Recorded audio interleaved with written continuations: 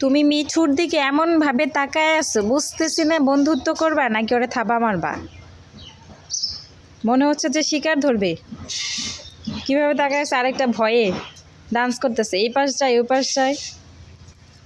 মাহিদ, আহির, মাহিদ বলছি, সরি। ওরে ধরো না, ও এমনিতেই অনেক ভয় পাইতেছে, বুঝছো।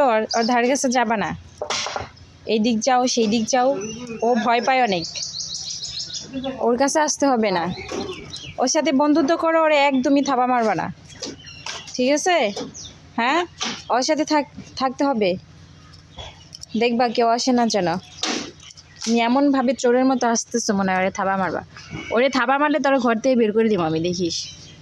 ওরে কিছু বলবি না তুই। আবার একটু একটু করে আসে, দেখ দেখ। আহির, দুষ্টুমি করতে বারণ করছি কিন্তু।